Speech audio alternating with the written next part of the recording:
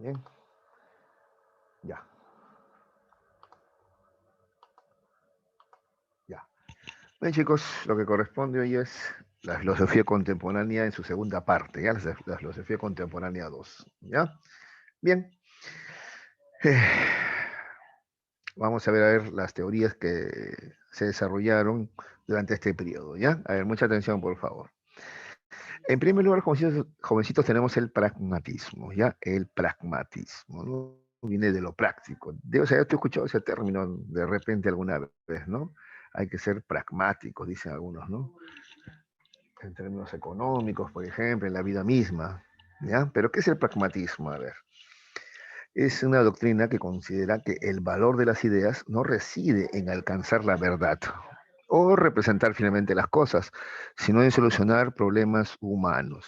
Mira, entonces es importante alcanzar la verdad, sino resolver problemas. De eso se trata, ¿no? Parece lo mismo, pero no es siempre lo mismo, ¿no? Entonces no les interesa, repito, al pragmático, alcanzar la verdad como sí, resolver problemas prácticos de la vida cotidiana, ¿no? Incluso algo podría de repente no ser necesariamente verdadero, pero al final funciona, ¿no? O sea, tiene una aplicación práctica, entonces está bien, ¿ya? Está bien, ¿de acuerdo? ¿Ya? Yendo a un extremo, por ejemplo, ¿no? Un pragmático te podría decir, bueno, el punto no es si Dios existe o no existe, ese no es el punto. La pregunta es más bien, ¿necesitamos o no? ¿Es útil o no? ¿Ya? Dios, por ejemplo. Entonces de repente yo dice, en realidad sí necesitamos, porque si la gente no cree en Dios, toda la gente se desbanda, porque ya no hay pues el premio del paraíso, ni el miedo al castigo del infierno, entonces no, sí necesitamos, ¿ya?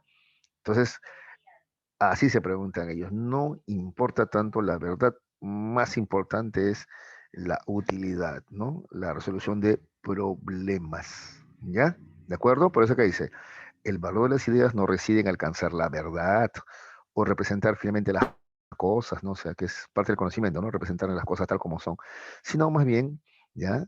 El valor de las ideas está en cómo éstas te sirven a solucionar problemas humanos, ¿ya?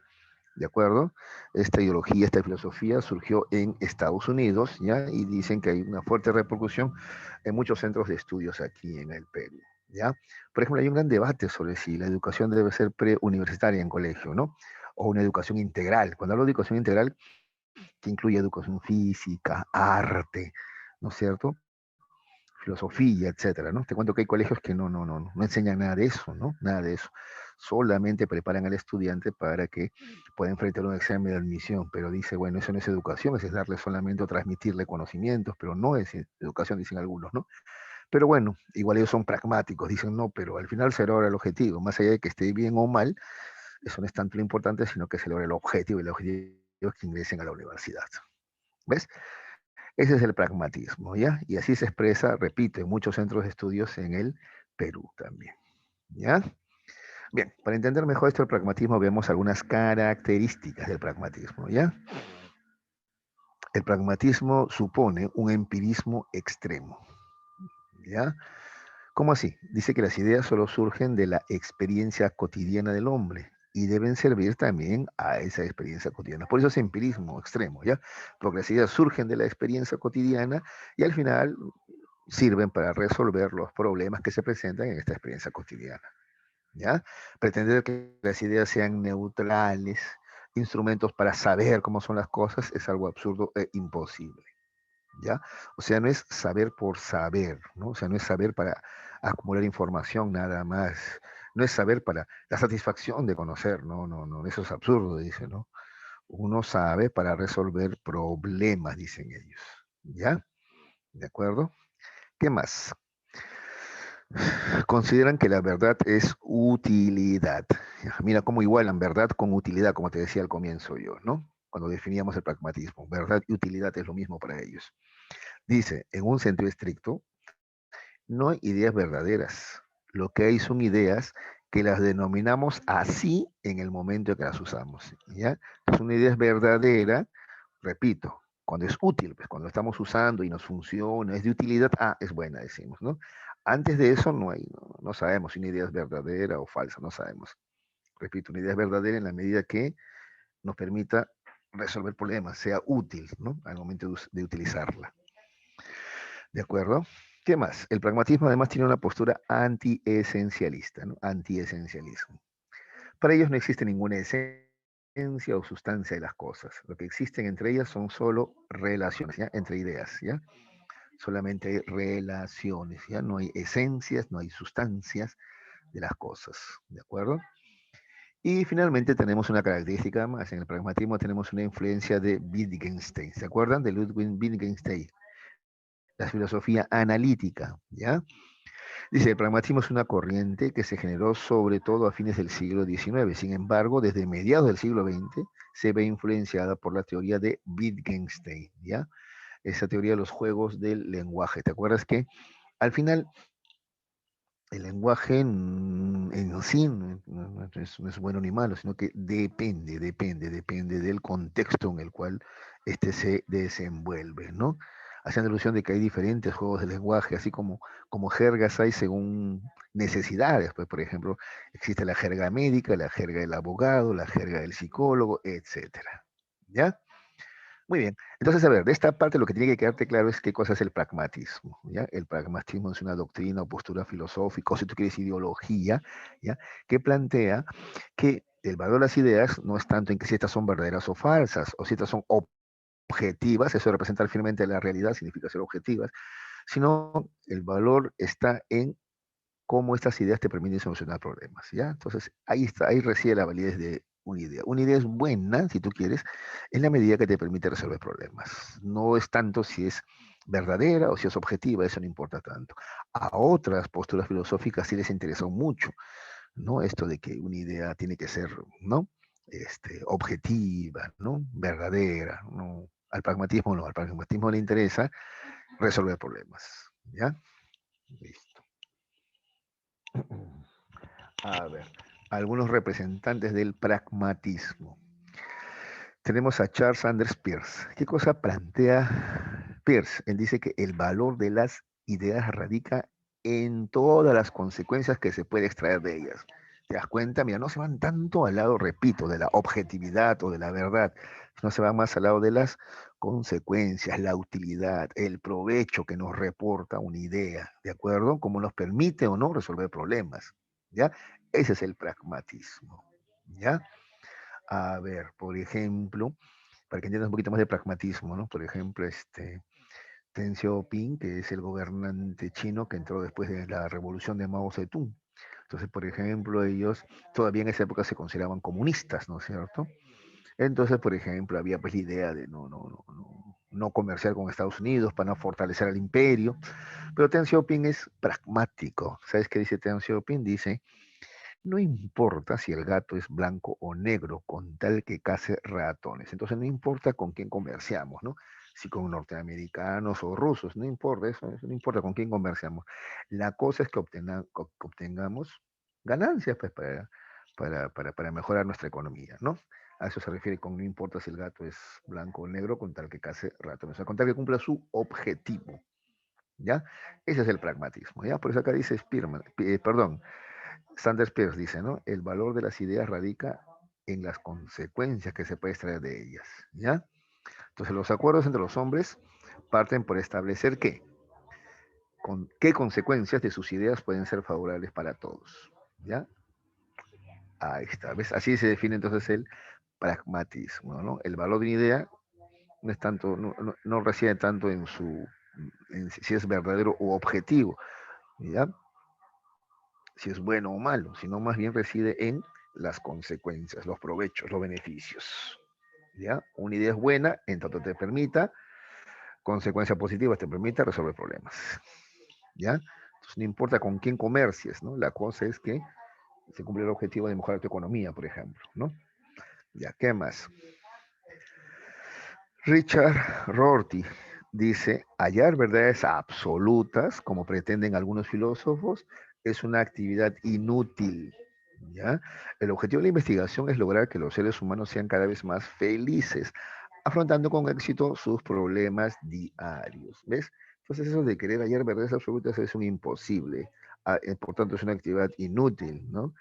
De lo que se trata es de hacer feliz a los seres humanos. ¿Ya? Ese es el pragmatismo. William James tal vez es el máximo representante del pragmatismo, ¿no? Fundador además también de una escuela en psicología, que tú tienes que recordar el funcionalismo, ¿no es cierto? ¿Ya? Él es el que llama al pragmatismo empirismo radical, ¿ya? Autor del pragmatismo, dice, un nuevo nombre para algunos antiguos modos de pensar, ¿ya? O sea que el pragmatismo, digamos que antes ya existía, sino que es James quien lo va a sistematizar, ¿ya? Dice así, dice James, William James, ¿no? Las ideas son instrumentos inútiles que sirven para guiarnos en nuestra vida. Perdón, ¿qué estoy hablando yo? Las ideas son instrumentos, perdón, útiles que sirven para guiarnos en nuestra vida. Uy, estoy leyendo mal yo. Disculpen, chicos, disculpen. ¿Ah? Las ideas son instrumentos útiles que sirven para guiarnos en esta vida. Ahí está el pragmatismo, pues, ¿no? ¿Qué es una idea? ¿No? Es un instrumento útil, provechoso, ¿ya ves? Que te permite guiarte en la vida. ¿Cómo guiarte en la vida? Resolver problemas, pues, que te permite, que te conduce a la felicidad, ¿ya? Las consecuencias prácticas son las que determinan el valor de las ideas y de todo problema general, ¿no? O sea, al final, ¿cómo sabes si una idea es buena o no? Por los resultados, por las consecuencias prácticas que ésta te otorga, ¿ya? Si dos teorías contrarias tienen la misma utilidad en la vida de las personas, entonces el debate entre ellas es pérdida de tiempo. Pero las dos también, pues, porque las dos te permiten, ¿no?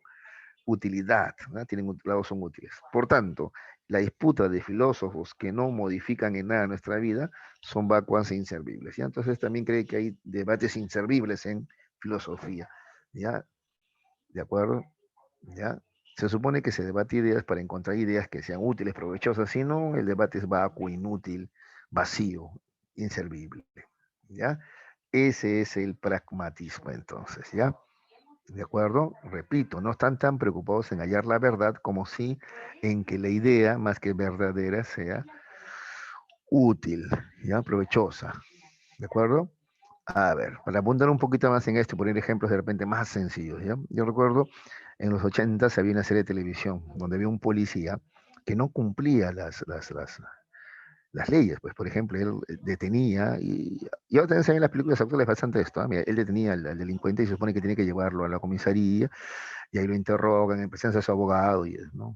Pero bueno, como no funciona, pues él los golpeaba, incluso a veces los mataba. O sea, eso se llama tortura. No sé si tú sabes que la tortura atenta contra los derechos humanos, ¿no? Claro, eso está penado, es un crimen de lesa humanidad, ¿ah? Cuidado, no hay que tomarlo muy a la ligera, ¿ya? Él hacía eso. Entonces él no lo llevaba a la comisaría a los detenidos, sino se los llevaba él a un taller que tenía y los torturaba, los electrocutaba, los golpeaba y obtenía, pues, ¿no? Y resolvía así los casos, ¿no? Entonces le decían, pero tú no sigues las reglas, en algún momento te van a descubrir, hasta preso te puede decir, ¿no? Y él siempre respondía así, funciona para mí. Así decía, funciona para mí. Ese es pragmatismo, ¿te das cuenta? O sea, no importa, él no le importaba si lo que hacía estaba bien o mal, ¿no? Él simplemente justificaba el hecho porque al final obtenía resultados. Y sí, pues capturaba a los peces gordos, ¿no? De acuerdo, capturaba a los peces gordos, ¿no? Valiéndose de estos métodos, repito, ¿no? Que son al final también crímenes, ¿no? Crímenes de lesa humanidad, ¿no? Y si tú ves en la actualidad hay bastante de esas películas que expresan ese enfoque pragmático. Claro, claro, también te pintan al delincuente que es malo, pero así hasta malo ya, pero por gusto ya, ¿no? Burlón, ¿no? Entonces ya, pues no te queda otra más que saltarte las normas legales para poder combatir a la delincuencia, no te queda otra, ¿no? Entonces tú la verdad ves una película y hasta odias al desgraciado, ¿no? Que lo torturen, que lo golpeen, que lo maten, ¿no? No sé si te das cuenta, ya aceptaste la tortura como algo normal, ¿no? Y te cuento, ese es un crimen de lesa humanidad, ¿ya? Mm, hay una caricatura de Kino, ¿no? El autor de Mafalda, que me parece genial, ¿no? Donde Mafalda le pregunta a su papá, ¿no? Papá, ¿y si matamos a todos los criminales, ¿no? ¿Qué pasaría? Dice, ¿no? Entonces su papá le contesta, ¿no? Si matamos a todos los criminales, quedaríamos nosotros. ¿Pero cómo qué? Como criminales también, pues, ¿no? Claro, así le contesta, ¿no? ¿Ya? Pero repite, el pragmatismo está muy impuesto, ¿no? Entonces tú en las películas las vas a ver constantemente, ¿no? No importa si algo es bueno o malo, eso no importa. La cosa es que se alcance el objetivo, ¿no? Es pragmatismo, ¿de acuerdo? Esto del fin justifica los medios también podría caer dentro de esta doctrina pragmática, ¿de acuerdo? Listo. ¿Se entendió, muchachos, qué es el pragmatismo? A ver, por favor, me dicen. Os doy más ejemplos, no sé si ustedes me dicen, por favor. ¿Ya? A ver, los escucho. Profesor, sí se Sí, se entendió. entendió, profesor. Perfecto, gracias. Gracias, ahí está el pragmatismo, ¿no? Ujú. Incluso, por ejemplo, a ver, te cuento, en las Olimpiadas, por eso es que se discute bastante qué tipo por ejemplo, químicos tú puedes utilizar, ¿no? Por ejemplo, tomarte un Red Bull antes de una carrera de 100 metros planos, ¿está bien o está mal? No, no, pero es que, y con eso podrías romper de repente una marca, ¿no? No, pero ya no es tu cuerpo de manera natural, sino que ya hay un componente, ¿no? Un doping, hay droga, ¿qué está bien, qué está mal? O sea, ¿cuáles son las drogas permitidas y cuáles no lo son? ¿No? ¿Cuáles realmente permiten el desarrollo del cuerpo humano y cuáles, ¿no? En un momento le dan potencia, pero luego generan deterioro, ¿no? Entonces, por ejemplo, ahí hay siempre una discusión, ¿no? Los pragmáticos dicen, no, si al final te permite correr más rápido, deberían valer, ¿no? Bueno, en fin. El falsacionismo, chicos, ¿ya? A ver, atención, el falsacionismo se va a centrar más en el tema de, a ellos sí les preocupa, sí, entender la verdad, ¿ya? ¿Qué cosa es verdadero? ¿De acuerdo? Este señor de acá es Karl Popper, ¿ya? Popper. Ya, en su obra más conocida, Lógica del descubrimiento científico, ya, es un libro de epistemología, él critica la idea de que la ciencia es una esencia inductiva, ¿ya? A ver, primero eso, ¿ya? Primero, el falsacionismo, o sea, Popper es representante del falsacionismo, critica el inductivismo, ¿no? ¿Ya? O sea, tú tienes que acordar de pues, que es el razonamiento inductivo. El razonamiento inductivo es aquel que va de lo particular a lo general, ¿ya? Ese es inductivo, ¿ya? Entonces yo veo un cuervo negro aquí, veo un cuervo negro en Iquitos, veo un cuervo negro en Estados Unidos y yo concluyo, todos los cuervos son negros, ¿ves? Eso es inductivo. De la observación particular, yo me permito hacer generalizaciones. ¿Está bien? ¿Ya? Ya. Y bueno, se propone que esa es la esencia de la ciencia. Pues la ciencia es eso, la ciencia es partir de observaciones particulares y sacar leyes. ¿Y qué es una ley? Una generalización, pues. ¿De acuerdo? ¿Ya? Este metal se dilata con el calor, el cobre, el bronce, el plomo, ya, todos los metales se dilatan con el calor. ¿Ves? Ya, eso es hacer ciencia, se cree, se piensa. Pero Popper cuestiona. Popper dice, no, eso no es así, no es así, no. El inductivismo no es el mejor método, ¿ya? Y luego vamos a ver por qué critica el inductivismo, ¿ya? ¿Qué más? Propuso un criterio de comprobación que él denominó falsabilidad, de viene falsacionismo, pues, ¿ya? Para determinar la validez científica y subrayó el carácter hipotético deductivo, ¿ya? A ver, entonces él cuestiona, critica el razonamiento inductivo, el método inductivo, ¿ya? Propone, y más bien él propone en su lugar el método hipotético deductivo, no el inductivo, sino el deductivo. ¿Ya? A ver, te explico. Popper perteneció al Círculo de Viena también, ¿no? Entonces, en el Círculo de Viena proponían que la ciencia es inductiva, ya inductiva, así, de lo particular a lo general. Este perro ladra, el perro de mi vecino ladra, el perro de otro distrito ladra, el perro chino ladra, conclusión, todos los perros ladran. ¿Ya? Así se extraen leyes científicas de lo particular, de la observación particular, ¿ya? A lo general, ¿ya? Y las que son así, comprobadas así, ¿ya? En los hechos, ¿ya? Ya, esos son enunciados científicos. Lo que no se puede comprobar, no se puede verificar así en los hechos, eso no es ciencia. Así decía el Círculo de Viena.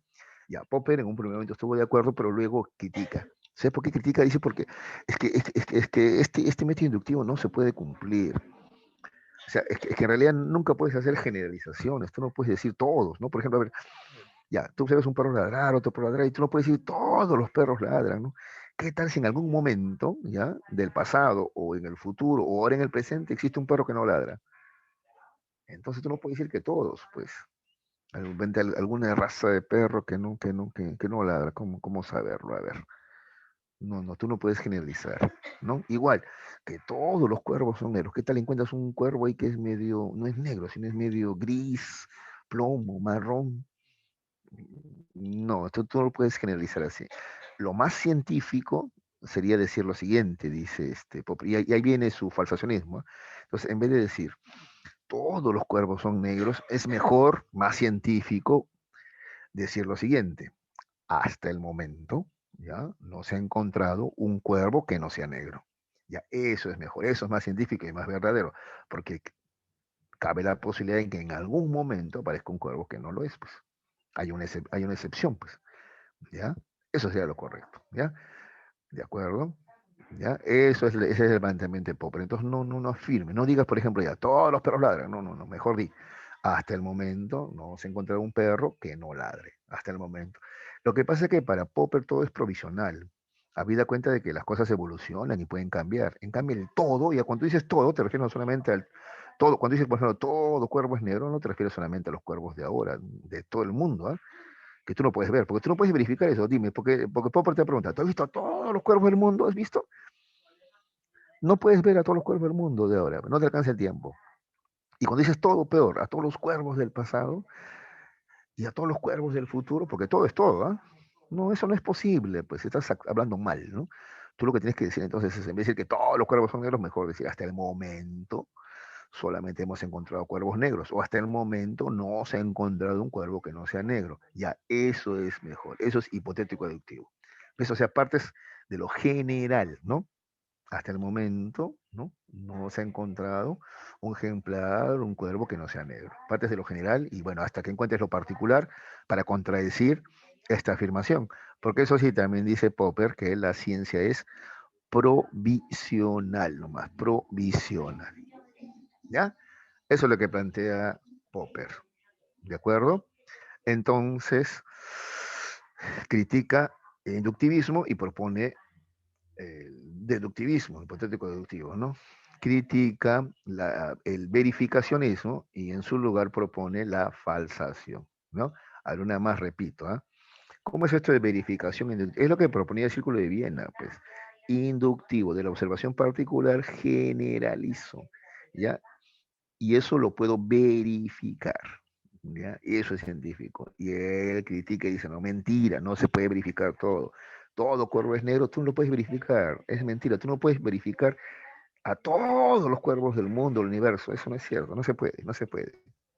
¿Ya? Entonces, en vez del verificacionismo, vamos a aplicar el falsacionismo. ¿Y qué es el falsacionismo? Partir del método deductivo. Hasta el momento no se ha encontrado un cuervo que no sea negro, pues. ¿Ya? Listo. El día que encuentres uno, ya entonces ya dirás, pues ya, si hay por lo menos un cuervo que no es negro, pues no, dirás, ya ese es el falsacionismo, contrario al verificacionismo, partiendo del método deductivo, contrario al método inductivo que proponía el Círculo de Viena. ¿Ya? A ver, dice, aunque próximo a la filosofía neopositivista del Círculo de Viena, y a veces te decía, pues él perteneció al Círculo de Viena, ¿no? Dice, llevó a cabo una importante crítica de algunos de sus postulados, ¿no? O sea, criticó los postulados del Círculo de Viena, ¿ya?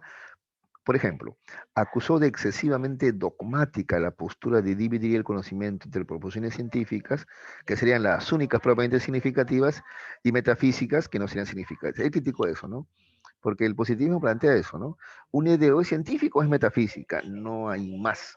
Y él dice, eso es dogmatismo, pues, porque hay ideas que de repente no son científicas, por ejemplo, ideas de la filosofía, y no por eso menos válidas. ¿Ya? Así pensaba Popper. Para Popper, bastaría con delimitar rigurosamente el terreno propio de la ciencia sin que fuera necesario negar la eficacia de otros discursos del ámbito distinto a la ciencia empírica. Está bien, ya tú delimita qué es hacer ciencia, pero no niegues que hay otras fuentes de conocimiento, pues como la filosofía, por ejemplo, ¿no? Eso es lo que Popper pensaba. ¿De acuerdo? Listo. Bueno, vamos a ver algunas ideas básicas de Popper y el falsacionismo, ¿ya? Ya te había anunciado, ya. Popper critica el verificacionismo, ¿ya? Verificacionismo es el término que se usa por oposición al falsacionismo que él propone, ¿ya? A ver, mira, si en este último lo que se busca es el hecho observacional que pueda anular la hipótesis inicial, en el falsacionismo, pues el falsacionismo es el último, ¿no? El falsacionismo dice, lo que busca es el hecho observacional que pueda anular la hipótesis inicial. Y si no se encuentra la hipótesis, se refuerza de algún modo, ¿ya? ¿Cómo así? Te explico. Falsacionismo dice, ¿no? Busca es el hecho observacional que pueda anular la hipótesis inicial. Hasta el momento no se ha encontrado un perro que no ladre. Entonces yo estoy buscando un perro que no ladre, pues eso, ¿no? Echaría por tierra mi hipótesis. Pero mientras no lo encuentro, ¿no es cierto? Mientras no lo encuentro, entonces más bien al no encontrar, esto refuerza mi postura, pues refuerza ¿no? La hipótesis inicial. ¿Ya? Ese es el falsacionismo. Tú estás buscando un contraejemplo, ¿ya? Un cuervo que no sea negro, un perro que no ladre, un metal que no se late en el calor, ¿ya? Ese es falsacionismo, ¿ya? Buscar el contraejemplo, ¿ya? En cambio, el verificacionismo, en el verificacionismo se considera que ha de añadirse hechos observacionales que corroboren la hipótesis, con lo que ésta queda inductivamente consolidada, ¿no? Entonces, en el verificacionismo, tú tienes que buscar otro cuervo negro, y cada cuervo negro que te encuentras, eso va fortaleciendo tu hipótesis inicial, ¿ya? Listo. Pero ya te dije ya, pero Popper dice que eso no funciona, pues, porque como ya te dije, él critica el verificacionismo en la medida que plantea lo siguiente, ¿no? Pero es que el tema es que tú no puedes verificar totalmente. Te vuelvo a repetir, eso de que todos los cuervos son negros, tú no puedes ver a todos los cuervos del mundo, del universo, no hay forma, no hay forma. Todos los metales, tú no conoces todos los metales, no puedes verlo a todos, no, no hay forma. Ya, esa es la crítica que le hace Popper, ya, a ese criterio de verificación que propone el inductivismo. ¿De acuerdo? Ya, muy bien. Luego tenemos el criterio de falsación, que es lo que él propone. A ver, atención, ¿eh? Él propone el criterio de falsación. El falsacionismo o principio de falsabilidad es una corriente epistemológica fundada por Popper, ya tú sabes, ¿no? Mira lo que dice, ¿ah? Dijo que contrastar una teoría significa intentar refutarla mediante un contraejemplo. Ya, eso es, contrastar una teoría significa intentar refutarla mediante un contraejemplo. Ya, si no es posible refutar dicha teoría, queda corroborada. Pues, por ejemplo, si yo digo, hasta el momento no se conoce la existencia de un cuervo negro, ya pues entonces estoy buscando ese cuervo que no sea negro. Mientras no lo encuentro, mientras no puedo refutarla, mientras no encuentro el contraejemplo, la teoría se sigue fortaleciendo, pues se está corroborando nomás. ¿Ya? Pudiendo ser aceptada, esta es una palabra clave, es que lo que pasa es que para Popper los conocimientos científicos son eso, provisionales, no son definitivos. Por eso tienes que decir hasta el momento, porque tú no sabes lo que puede pasar más adelante. ¿De acuerdo? Ya, no sé, en algún momento aparece una raza de perro que no ladra, pues de repente emite otro sonido, simplemente de repente. ¿Ya? Ya. El problema de la inducción, dice, nace del hecho de que nunca podremos afirmar algo universal a partir de los datos particulares que nos ofrece la experiencia. Esto ya te había señalado, ¿no? Popper critica a la inducción en la medida que no se puede verificar todo, ¿ya? Ni siquiera una afirmación tan sencilla como todos los perros ladran no se puede verificar en el sentido estricto porque tú no puedes conocer a todos los perros, ¿ya? Por eso él dice, en vez de afirmar eso, más bien afirma, hasta el momento, porque es provisional la ciencia, no se ha encontrado un perro que no ladre, pues, ¿ya? Acá está su ejemplo, mira, por muchos millones de cuervos negros que veamos, nunca podemos afirmar que todos los cuervos son negros, no se puede, dice. En cambio, si encontramos un solo cuervo que no sea negro, sí podemos afirmar que no todos los cuervos son negros. Por esta razón, Popper introduce como criterio de demarcación científica no la verificación, sino la falsación o el falsacionismo. ¿De acuerdo? ¿Ya? Muy bien. ¿Listo? ¿Alguna pregunta sobre el falsacionismo de Karl Popper, chicos? ¿Se entendió?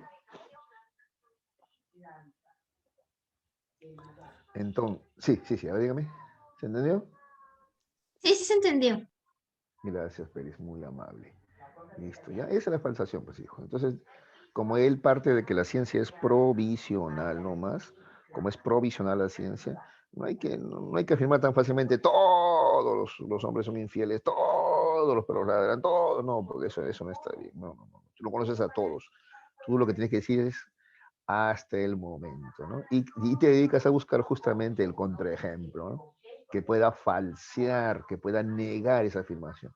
Mientras no la encuentras, esa verdad sigue siendo válida, sigue siendo la correcta, hasta que encuentres algún día el contraejemplo. Pues, ¿ya?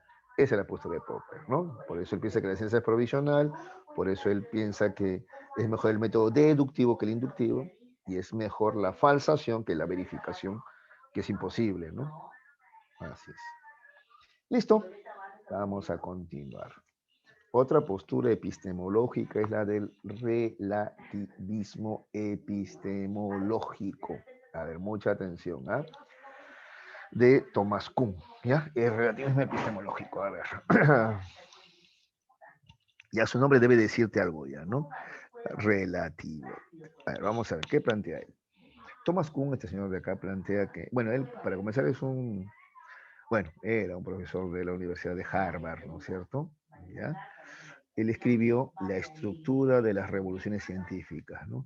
Él cree que la ciencia no avanza por acumulación, ¿ya? Sino que la ciencia avanza por revolución. Entendiendo por revolución cambio de paradigma, ¿ya? Hay un cambio de paradigma, ¿ya? O sea, la ciencia no, digamos que no es una sola escalera, digamos que son varias escaleras, ¿ya? Entonces, eh, ah, tratando de hacer la analogía de que cada paradigma es una escalera diferente, pues, ¿ya? Así pensaba él, ¿ya? A ver, ahorita te voy a explicar más para que entiendas, no te preocupes, no te preocupes. Ahorita te explico más. Mira lo que dice acá en negritas, ¿ya?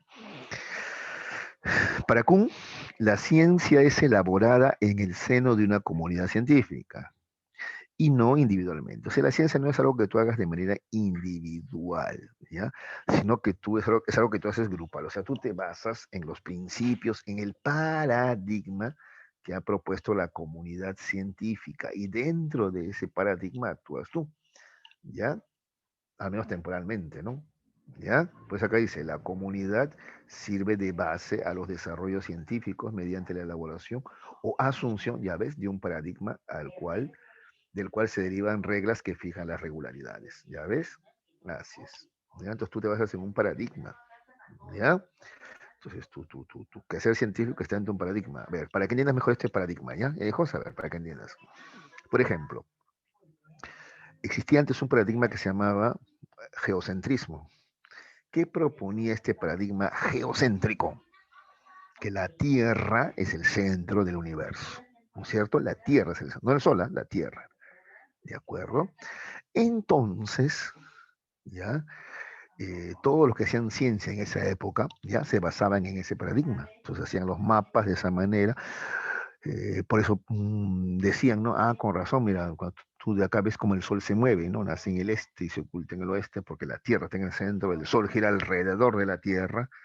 Así se pensaba. Entonces toda la ciencia que se hacía en esa época estaba basada dentro de ese paradigma de creer que la Tierra es el centro del universo. El paradigma era geocéntrico, ¿de acuerdo? ¿Ya? Pero luego, de pronto, aparecen algunos que cuestionan tal situación, ¿no? Por ejemplo, a Galileo le llama la atención, ¿no? La Tierra es el centro, sin embargo, la Tierra se mueve. Si somos el centro, tal vez no debería mover, no deberíamos estar quietos, ¿no? Ya bueno, el de rotación vaya y pase, pero el de traslación, ¿cómo le explicamos? Porque la Tierra cambia de lugar, hay un proceso de traslación, ¿no?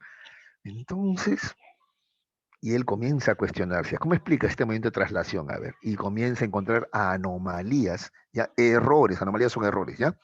En la teoría geocéntrica, ¿de acuerdo? Y los otros no pueden responderle. Y por eso incluso deciden, no sé si tú te acuerdas, ¿no? Le dan prisión domiciliaria, porque eso hace pues la gente cerrada, dogmática, ¿no? Cuando no tiene respuestas, ¿no? Atacan, ¿no? Atacan, ¿no? ¿No? En esa época era hereje, ¿no? Ahora de repente es comunista, ¿no es cierto? Entonces ya, bueno, entonces lo atacan, ¿no? Y le mandan a una prisión domiciliaria incluso, ¿no? Previo juicio, ¿no? Que le hacen, ¿no? Pero a la larga surgen otros, ¿no? Que cuestionan, ¿no? Este paradigma, ¿no? Entonces, al final este paradigma ya no puede resistir y se cae el paradigma. Y entramos a un nuevo paradigma, el paradigma heliocéntrico, donde ya se plantea o se propone que el centro no es la Tierra, sino es el Sol, ¿no es cierto? El Sol es el centro. Y esto es un nuevo paradigma ya, no sé. Ahora se hace también ciencia dentro de ese paradigma. Y ahora hacemos ciencia, igual, astronomía, física, todo, pero partiendo de la idea de que no es la Tierra el centro, sino que es el Sol, es la Tierra la que gira alrededor del Sol, ¿no? Y mira, ve que nosotros, sino que nosotros estando aquí en la Tierra nos parece que fuera el Sol el que se mueve a nuestro alrededor, ¿no? Cuando es al revés, somos nosotros los que giramos, o sea, digo la Tierra, ¿no? Alrededor del Sol, ¿no? Ese es un nuevo paradigma, ¿ya? ¿De acuerdo? Pero luego van a surgir otros paradigmas, pues el Sol tampoco es el centro del universo, el Sol es solamente el centro de este sistema planetario, ¿no? Y así como el Sol hay infinitos sistemas planetarios, como infinitas estrellas hay. Cada estrella es, claro, un sistema probablemente, ¿no? ¿De acuerdo? No te ves que el Sol también es una estrella, pues, ¿no? Y así, los paradigmas, hijos, van cambiando los paradigmas. Pero mientras dura un paradigma, los científicos ya se basan en ese paradigma, ¿no? Aunque algunos comienzan a cuestionarlo. Ya entonces están los que defienden el paradigma y los que lo cuestionan. Al final el paradigma no resiste más y hay un cambio en el paradigma. ¿De acuerdo? Eso es lo que propone eh, Kuhn. Y a ese cambio de paradigma y le va a llamar revolución científica. ¿Por qué? Porque es un cambio total del sentido, ¿no? ¿Ya? De hacer ciencia, pues. ¿Ya? ¿De acuerdo? ¿De acuerdo? Es una nueva forma de ver el mundo, a veces cambia también la metodología, etcétera. Ya. Y así te puedo dar más ejemplos de paradigmas, ¿no? Por ejemplo, tenemos el paradigma de creer que el hombre tal como es ahora siempre ha sido y luego aparece bueno, y no solamente el hombre, ¿no? Se pensaba, por ejemplo, que el hombre, la naturaleza, el mundo tal como es ahora siempre ha sido así, ¿no? Y luego surge otro paradigma, que es el evolucionista, ¿no? Que plantea que no, el hombre, el mundo ha ido cambiando, ¿no es cierto? ¿Ya? Y así. Entonces, a ver, leamos qué dice acá en negritas, una vez más, ¿ya? Para Kuhn, la ciencia es elaborada en el seno de una comunidad científica y no individualmente, ¿ya? La comunidad sirve de base a los desarrollos científicos mediante la elaboración o asunción de un paradigma del cual se derivan reglas que fijan las regularidades, ¿no? Entonces, nosotros generalmente hacemos ciencia dentro de un paradigma, ¿ya? ¿De acuerdo? El paradigma es un contexto de validez respecto al cual la investigación procede en una forma similar a la solución de acertijos. Cuando un paradigma ha sido establecido por el colectivo de científicos al que sirve, los fundamentos del mismo nunca son puestos en duda. ¿De acuerdo? Ese es un paradigma. ¿Ya? A ver, vamos a ver algunos conceptos claves para desarrollar más lo que acabamos de señalar. ¿Ya, hijos? A ver, vamos a ver. ¿Qué es un paradigma? Dice, ¿no? Thomas Kuhn dio a la palabra paradigma un significado epistemológico. Lo adoptó para referirse al conjunto de prácticas que definen una disciplina científica durante un periodo de tiempo específico. Cabe decir que dichas prácticas son compartidas por una comunidad científica, aunque no por todos. Ah, hijos, este término también comunidad científica es bien fácil de entender, ¿eh? Comunidad científica, por ejemplo, los psicólogos, por ejemplo, tienen una asociación de psiquiatras americanos, ¿no? APA, de APA, ahí están psiquiatras y psicólogos, ¿de acuerdo? Digamos que esa es la comunidad científica, ¿ya? Tienen sus revistas, tienen sus foros, tienen sus centros de debate, ¿ya? Esa es la comunidad científica. Ellos establecen, ¿no? Ciertos paradigmas, ¿de acuerdo? ¿Ya? A eso se refieren con comunidad científica. Igual, la gente que hace física, por ejemplo, hay también una comunidad científica, hay gente ahí que, por ejemplo, se dedica a estudiar la física, ¿no? Entre ellos van destacando unos más que otros, ¿no? Por ejemplo, Stephen Hawking era uno de los más destacados, ya ha fallecido, pues, ¿no es cierto? Irán surgiendo otros. ¿Ya? Esa es la comunidad científica, es un grupo de científicos que se dedican a eso, pues, a hacer ciencia, ¿de acuerdo? ¿Ya? Entonces, generalmente es esa comunidad científica la que fija un paradigma. Entonces, un científico individual no es que él hace pues ciencia solito, no, él se basa generalmente en el paradigma, ¿no? ¿De acuerdo? Aunque a veces como parte de su estudio comienza a encontrar anomalías, que es lo que vamos a ver a continuación. Ah, todavía no. Pero bueno, a ver, primero la ciencia normal, ¿ya? Entonces, dentro del paradigma se desarrolla lo que se llama la ciencia normal. Que la ciencia normal es una ciencia que no cuestiona el paradigma, sino que está de acuerdo y más bien busca reforzar el paradigma. ¿Ya? Esa es la ciencia normal, ¿ya? Acá, mira, se caracteriza no por ser innovadora, no, no, Es la ciencia que habitualmente hacen los científicos. Una parte importante de la ciencia normal se dirige, dice, a comprobar las predicciones de los paradigmas. Eso hacen ellos, ¿ya? Simplemente comprobar lo que dicen los paradigmas, ¿ya? Es la ciencia que se dedica a explotar las ventajas de un paradigma, es decir, a desarrollar todas sus potencialidades. La ciencia normal lo que hace es tomar la explicación general del paradigma y aplicarla a los campos o problemas específicos. Por ejemplo, la física de Newton dice sus tres leyes de la gravitación universal constituyen un paradigma. ¿Ya? Ahora, todos los que aceptaron eso como verdad, ¿ya? Actuaron dentro de ese paradigma que propuso Newton, ¿ya? Y desarrollaron que la llamada ciencia normal, ¿ya? Dentro de esos paradigmas, dentro de esos límites, pues no se atrevieran a romper esos límites, ¿ya? Pero luego comienzan a surgir anomalías. ¿Qué son anomalías? Ya te dije ya, comienzan a encontrar vacíos, defectos o preguntas que ese paradigma no puede responder, ¿no? Eso es una anomalía. Acá dice, la ciencia normal se encuentra con que no puede resolver el problema nuevo. Entonces se produce una anomalía sin que le tiemblen un poco los cimientos de su paradigma, ya que necesitaría revisarlo y esto sería preparar el camino hacia la novedad, que si es importante podría exigir un cambio en el modelo o paradigma, pues ya. Si la anomalía es lo suficientemente esencial como para poner en crisis algunos de los elementos más esenciales del paradigma anterior, entonces se podría producir lo que Kuhn denominó la revolución científica. Ya te dije ya, la revolución científica no es otra cosa que el cambio de paradigma. ¿Por qué? Porque el paradigma anterior tiene demasiadas anomalías, demasiadas preguntas que no puede responder. Entonces se cae ese paradigma y surge otro. A eso se le llama revolución científica. ¿Ya? De acuerdo con Kuhn, las revoluciones científicas se originan cuando el paradigma, que es el repertorio epistemológico que comparte una comunidad de científicos durante una época determinada, entra en crisis debido a que no puede resolver una serie de anomalías. Al mismo tiempo, el paradigma rival sí resuelve tales anomalías. En este punto se produce una revolución científica, ya que el viejo paradigma es derrocado por un nuevo paradigma. ¿Ya? Ese es el relativismo epistemológico que propone Kuhn. ¿Se entendió? ¿Tienen otro ejemplo? A ver, por favor, me dicen.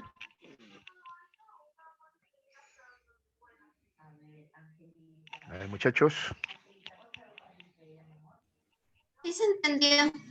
Ya, gracias, Pérez.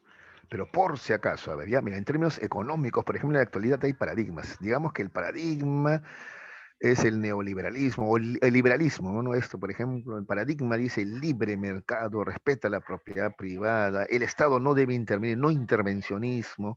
¿Ves? Ese es el paradigma actual, ¿ya? Ese es el paradigma actual en economía.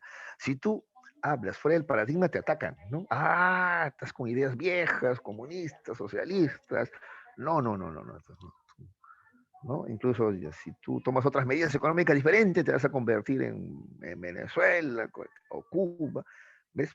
Entonces, todo eso para que, entonces cualquier economista va a tratar de estar dentro del paradigma, ¿no? ¿no? No quiere salir de él, ¿de acuerdo? Entonces, la mayoría de economistas que se le meten a universidades, ciencia normal, ¿qué hacen?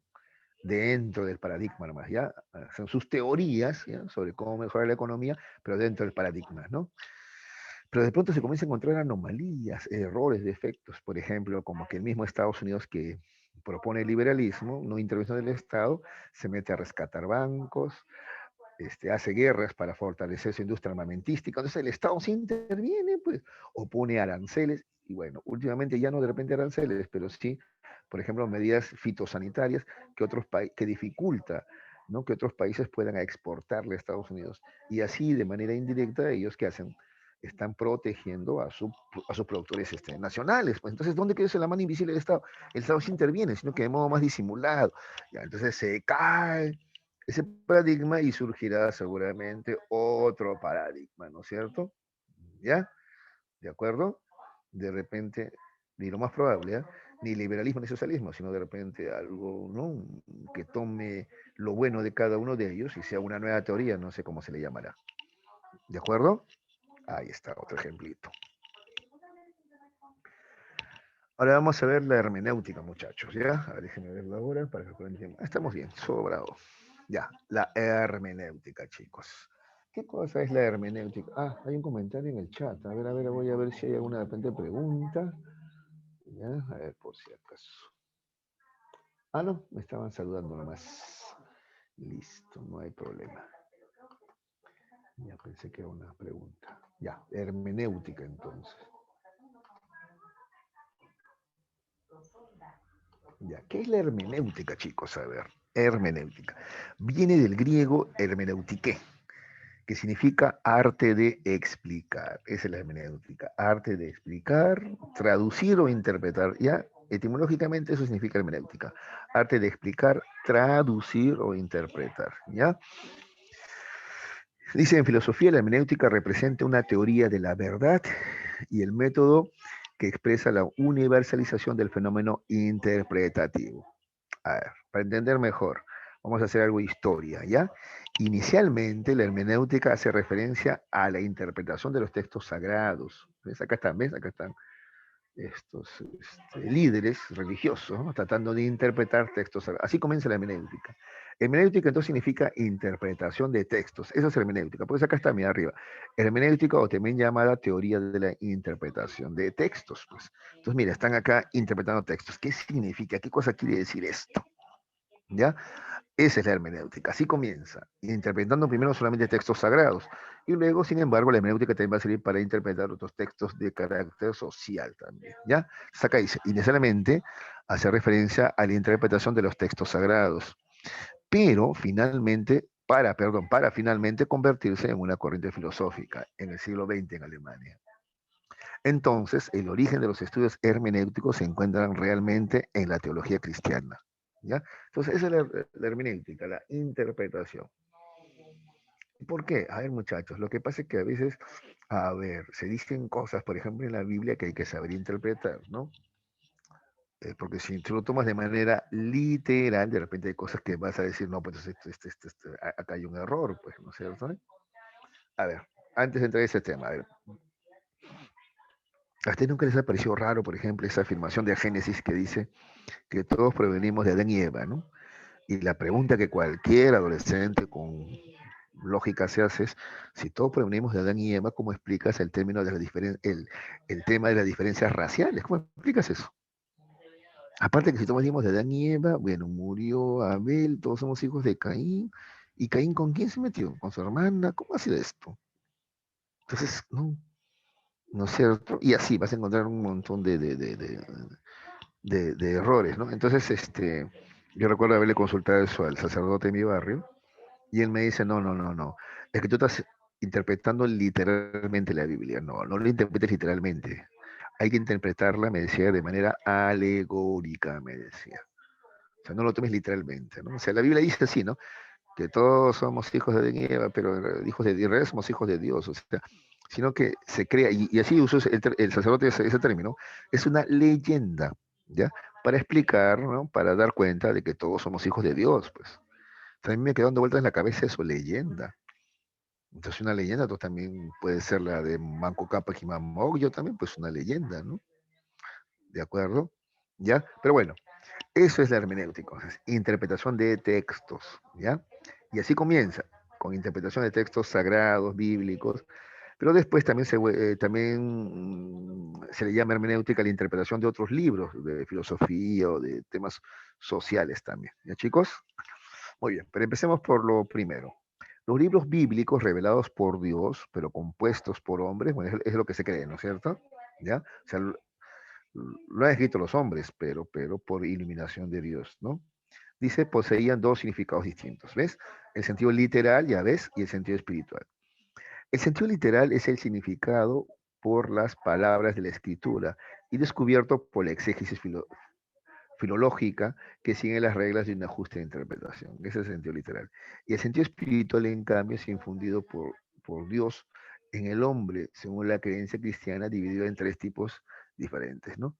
El sentido espiritual es que tú interpretes partiendo de tu fe, ¿ya? Y ya debes, esto se divide en tres tipos, ¿ya? El sentido de interpretación espiritual se divide en tres, ¿ya? El sentido alegórico, dice, de esa manera, el paso del Mar Rojo, por ejemplo, simboliza la victoria de Cristo y el bautismo. Dice, eso significa. Ya no lo tomes literalmente, pues que abrió el mar en dos, por ejemplo, ¿ya? Otro, el sentido moral también, ¿no? Por el cual los acontecimientos narrados en la escritura pueden conducir a un obrar justo. Su fin es la educación, ese es el sentido moral, ¿no? ¿De acuerdo? ¿Ya? De acuerdo cuando, por ejemplo, no se pues multiplica los panes, entonces tú dices, entonces, ¿por qué lo hice esa vez nomás? ¿Por qué no lo hice siempre y ya no habría hambre en el mundo? Pues sí o no, o sea, cada rato no, pero no, no, pues es que el tema también es enseñarle a la gente que se ganen las cosas por sí misma. ¿Pero por qué lo hizo ahí? Ah, porque en ese momento quería que la gente pues tenga algo de fe, ¿no? Darles una lección y así, ¿no? Comienzan a interpretar los textos sagrados, ¿ya? Para defenderlos justamente, pues, ¿ya? Y finalmente tenemos el sentido anagógico o sentido místico, por el cual los santos pueden ver acontecimientos de una significación eterna que conduce a los cristianos hacia la patria celestial. Así, la iglesia en la tierra es signo de Jerusalén celeste, ¿no? Eso también, ¿cómo interpretan eso? Ustedes saben que el pueblo elegido es el de Israel, ¿no es cierto? Pero tú sabes que durante mucho tiempo Israel no tenía tierra, ¿no? Incluso aquí en el Perú hay una secta que se hace llamar israelitas, ¿no? Pero obviamente ellos no son pues, Israel, pues, ¿no? Pero se hacen llamar israelitas porque ellos interpretan que cuando Dios habla del pueblo elegido, no se refiere solamente a la gente de Israel, sino a todos aquellos que respetan y actúan conforme a la fe cristiana. Viven temerosos de Dios. Todos los que viven temerosos de Dios, ¿no es cierto? Ellos constituyen el pueblo de Israel, ya seas de aquí del Perú, Japón, China, no importa. O sea, no es un tema territorial, sino es un tema de creer, ¿no? Pero otros no, otros creen que no, el pueblo elegido son los de Israel, los hijos de Judá, y no pues cualquiera, no un quispe, un mamani, no, por favor, ¿no? ¿Ves? Entonces son interpretaciones que se han hecho. ¿Cómo se debe entender esto de pueblo elegido? O sea, algunos más somos elegidos y los demás que somos inelegibles, ¿cómo es la cosa? Ah, no, es que no interpretes así. El pueblo elegido son todos aquellos que siguen a Dios, simplemente eso. No importa dónde naciste, no importa tu raza. ¿Ya? Entonces, por eso te vas a ir israelitas aquí en el Perú y en otros países también hay. ¿De acuerdo? ¿Ves? ¿Te das cuenta cómo hay que interpretar textos? Ya, eso es la hermenéutica, ¿ves? Y te estoy poniendo ejemplos de interpretación de textos bíblicos, ¿ah? Pero no solamente la hermenéutica interpreta textos bíblicos, también interpreta otros textos, ¿ya? Otros textos más, ¿ya? Algunas características a ver de la hermenéutica, ¿ya? Primero, considera que el ser humano es por naturaleza interpretativo, ¿ya? El ser humano es por naturaleza interpretativo. Siempre que nos acercamos a un texto, lo hacemos a partir de un proyecto, con alguna idea previa de lo que allí se dice. Sin embargo, nunca podemos afirmar que hemos dado la interpretación última y definitiva, ¿ya? Entonces el hombre es por naturaleza interpretativo. El hombre siempre está interpretando lo que lee y lo interpreta según sus experiencias, según sus creencias, según su fe también, ¿ya? Y además tienes que ser consciente que es una interpretación y no necesariamente es la última ni la única. Pueden haber otras interpretaciones, ¿ya? ¿Qué más? El círculo hermenéutico es infinito. ¿Qué significa? No existe verdad, sino que la hermenéutica dice su verdad. O sea, es una interpretación. ¿De acuerdo? ¿Qué más? Es deconstructiva, porque solo deconstruyendo la vida se reconstruirá de otra manera. ¿Qué quiere decir esto? El intérprete debe de desprenderse de su tiempo, de sus juicios personales e intentar lograr una contemporaneidad con el texto de referencia y el autor mismo interpretándolo. O sea, tú para interpretar un texto tienes que ponerte en el lugar de la gente en esa época. ¿Ya? Si no, no vas a comprender. Pues. Por ejemplo, a ver, cuando hablamos de la filosofía antigua, creo que te acuerdas, periodo cosmológico, ¿no? Entonces dice, el origen de todo lo existente es el agua. Y dices, ay, ¿cómo se le va a ocurrir? Tú tienes que entender que en esa época, por ejemplo, no se hablaba de universo, ¿no? Mundo era todo, el mundo era todo, pues el mundo era todo. El mundo no era solamente el planeta Tierra. Tienes que entender a qué se refieren en esa época, cómo pensaban en esa época, para que así puedas interpretarlos, comprender qué cosas decían, ¿no? Porque si no, simplemente no vas a comprender lo que ellos dicen, pues, ¿ya? Tienes que, repito, situarte en el tiempo, en la idiosincrasia del hombre que escribe para poder entender qué es lo que te quiere decir. ¿De acuerdo? ¿De acuerdo? ¿Ya? Finalmente existen dos posiciones contrapuestas dentro de la hermenéutica. La primera postura la que sigue a Dilthey y considera la interpretación como un método para las ciencias históricas o humanas.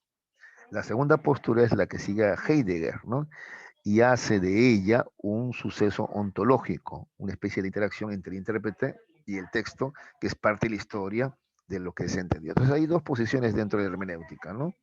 Una hermenéutica que es propuesta por Dilthey y basada más en lo histórico, y otra que es propuesta por Heidegger, basado más en lo filosófico ontológico. ¿Ya? Listo. Ese es un dato adicional. ¿Ya? A ver, Gadamer es el principal representante de la hermenéutica. ¿Ya? Mira, él es de los primeros que va a usar la hermenéutica ya no solamente para textos bíblicos o sagrados, sino para textos o hechos sociales, ¿ya? Acá dice, ¿no? Filósofo alemán fue quien trasladó el objeto tradicional de estudio de la hermenéutica, ¿ya? Que eran los textos sagrados, y los traslada ¿a dónde? A los textos o hechos sociales. Hay que también saber interpretar y entender los hechos sociales, pues. ¿De acuerdo? Muy bien. Ah, Gadamer creía que el significado de un texto no es reducible a las intenciones del autor, sino que es dependiente del contexto de interpretación. ¿De acuerdo?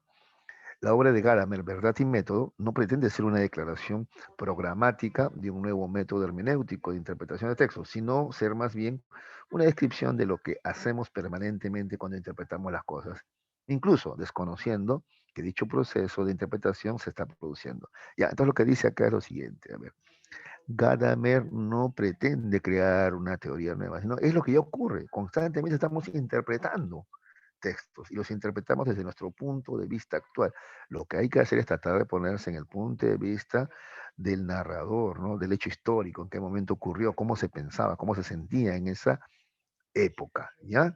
Eso es lo que propone Gadamer, ¿ya? Porque es ya lo que hacemos, dice siempre, estamos interpretando, ¿eh? ¿No es cierto? ¿Ya? Entonces hay que tratar de interpretar bien, pues entonces, ¿de acuerdo? ¿Ya? La obra de Gadamer se llama Verdad y Método, ¿ya? ¿Está bien? Y este vamos a ver que consta de tres partes, ¿ya? En la primera parte, dice, se presenta a sí misma como una crítica de la abstracción inherente a la conciencia estética. Gadamer sostiene que la obra de arte presenta una apelación a la verdad, ¿ya? En la parte central, que es la segunda de esta obra, Gadamer presenta a la tradición como una condición para el conocimiento, ¿ya? La tradición como condición necesaria para el conocimiento. Y en la sección final está dedicada al estudio del lenguaje como morada de la tradición. En el lenguaje se expresa la tradición, pues, ¿ya? Claro, yo les dije una vez, no sé, yo les puse una vez este ejemplo, ¿no? Mira, cuando alguien estornuda, nosotros en castellano decimos salud, ¿no? ¿A qué nos referimos con salud? Salud, o sea que ojalá que no te enfermes, algo así, ¿no? Por eso le decimos salud cuando alguien estornuda, ¿no? En inglés, en cambio, dicen God bless you, ¿no? Que significa Dios te bendiga, ¿no? Se puede traducir como salud, pero no, ellos no dicen salud, ellos dicen Dios te bendiga, ¿no? Tú estornudas y dicen Dios te bendiga. ¿Ves? Es otro modo de pensar, ¿ves? Es otra tradición, ¿ves? Y cómo se expresa en el lenguaje. Los franceses dicen a te souhaite, es algo así como a tus deseos, ¿no? O sea, tú estornudas y te dicen algo así como que se cumplen tus deseos, ¿no? O sea, total, qué distinto, ¿no? ¿Ya? Y en otros idiomas, ¿cómo será? ¿Te das cuenta? En el lenguaje se esconde, pues también el modo de pensar, la tradición, ¿no? De una comunidad determinada, ¿de acuerdo? Por ejemplo, acá en castellano decimos fresco como una lechuga. Cuando alguien es sinvergüenza, conchudo, decimos fresco como una lechuga, ¿no es cierto? Ya. En inglés es fresco como una margarita. Por ejemplo, es diferente. Entonces, para ellos la frescura está relacionada con la margarita, no con la lechuga, por ejemplo, ¿no? ¿Ya? Entonces tiene que ver con las tradiciones también el lenguaje. ¿Ya?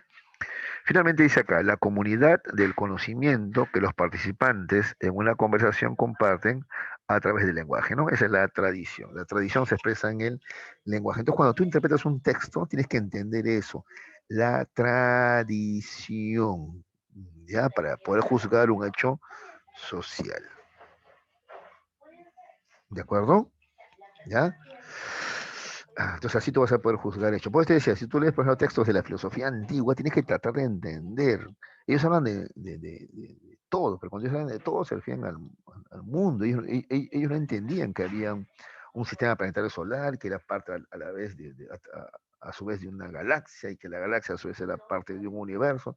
Esos conceptos no existían. Entonces tú tienes que entender eso para poder comprender, ¿no? E interpretar los textos, ¿no? Y qué es lo que te querían decir los filósofos en la antigüedad, por ejemplo, ¿no? Y así, sobre otros hechos históricos también. Tienes que ya situarte en ese contexto para poder interpretar adecuadamente. Pues, ¿ya? ¿De acuerdo?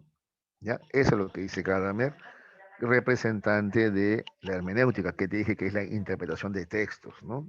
Que empezó como interpretación de textos sagrados, ¿no? Claro. Entonces, ¿cómo entender esto de que Moisés abre el mar, ¿no?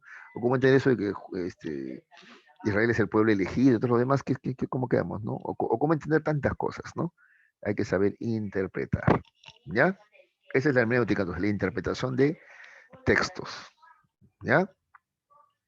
Que empezó, repito una vez más, interpretando textos sagrados, textos bíblicos, y luego me lo va a llevar, ¿no? A interpretar textos de hechos sociales también, ¿de acuerdo? De hechos sociales también, ¿ya? Por ejemplo, a ver, ¿cómo crees que fue la guerra de independencia? A ver, ¿cuántos muertos hubieron? Tú sabes, para lograr para poder celebrar ahora el bicentenario, ¿no? ¿Cuántos muertos crees tú que hubieron, no?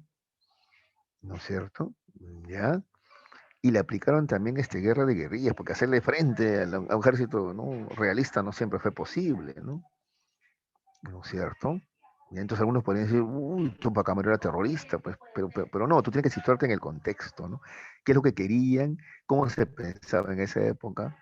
¿Acaso podías recurrir a instancias internacionales en esa época? No, pues nada, nadie te iba a liberar, tú mismo tenías que liberarte, ¿no es cierto? ¿Ya? Así tú puedes entender el comportamiento de uno o de otro, ¿de acuerdo? Si no, no lo vas a comprender, si no. Ya un hecho histórico tiene que juzgarlo por el pensamiento, ¿no? De la época, situarte en el pensamiento de cómo pensaba la gente en esa época para poderla comprender e interpretar adecuadamente. ¿Ya? Igual, si tú quieres, por ejemplo, entender los poemas de Vallejo, tienes que tener algo de contexto, saber qué pensaba él, ¿no? ¿Qué sentía? Porque si no, no vas a entender su poesía, pues, ¿no es cierto? ¿De acuerdo? O para entender la música misma, incluso también, ¿no? Beethoven, tienes que saber algo de él, pues si no, no vas a entender a qué te quiere transmitir en esas melodías, ¿no? Por ejemplo. Bueno, entonces, repito, la hermenéutica es la interpretación de textos, ¿ya? Y Gadamer es de los primeros que trata de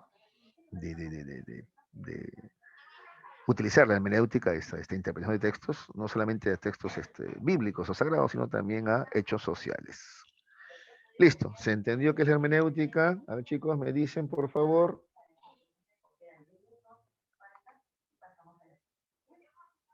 Sí, profesor. Gracias, muy bien, les agradezco. Ya, y terminamos. Para terminar, vamos a ver el posmodernismo, ¿ya? El posmodernismo. O también llamada la crítica del proyecto moderno, ¿ya? Porque eso es lo que hacen, van a criticar el proyecto moderno. A ver, tienes que primero acordarte lo siguiente. En la modernidad lo que se proponía era la majestad de la razón, ¿no? Como que la razón lo resuelve todo, ¿ya? La razón, ya utilizando la razón el hombre puede resolver cualquier cosa, ya. Eso es lo que propone la modernidad, ya. En el postmodernismo, en cambio, se cree que no, que la razón no lo puede resolver todo, pues, ya, desgraciadamente no, ya. A ver, vamos a ver. Bueno, primero algunos consideran que un precursor del la postmodernidad es Nietzsche, porque Nietzsche es lo primero que critica a la modernidad, ¿no? Critica, por ejemplo, la moral cristiana que se ha impuesto en la época moderna, critica también, por ejemplo, este, otras posturas también, no solamente el cristianismo, el socialismo también, ¿no? O sea, critica pues al modernismo, ¿no? Representantes de la postura postmoderna, tenemos a Gilles Deleuze, Jean Baudrillard, Jean-François Lyotard, ya, este es el más conocido, ya, y de este vamos a hablar más, ya, Jean-François Lyotard, ya. Michael Foucault, él también es muy bueno, ¿ya? Jacques Derrida también, Alain Badiou y Gianni Battimo, ¿de acuerdo?